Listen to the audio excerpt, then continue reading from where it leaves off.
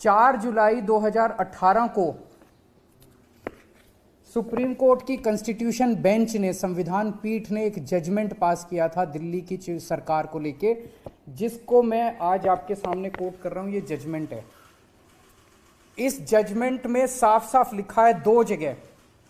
एक लिखा है the lieutenant governor has not been entrusted with any independent decision making power.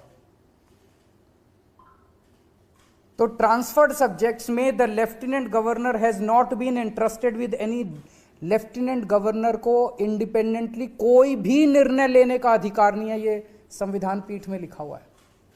ये दूसरा एक और पेज, ये 231 पेज पे मैंने दिखाया। एक और पेज आता हूं, यहां पे लिखा हुआ है there is no independent authority vested in lieutenant governor to take decisions. इससे ज्यादा बेचारा सुप्रीम कोर्ट भी क्या करेगा। सुप्रीम कोर्ट ने लिखा है there is no independent authority vested in lieutenant governor to take decisions other than matters where he has to act as judicial authority.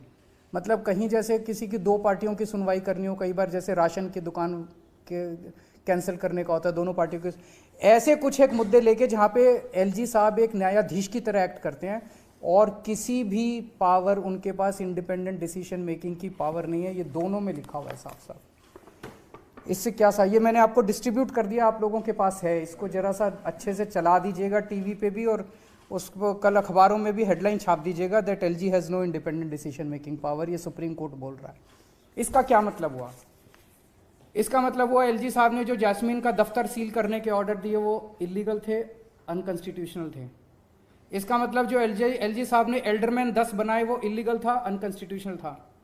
इसका मतलब जो एलजी साहब ने प्रिजाइडिंग ऑफिसर के ऑर्डर पास किए वो इलीगल थे, अनकॉन्स्टिट्यूशनल थे।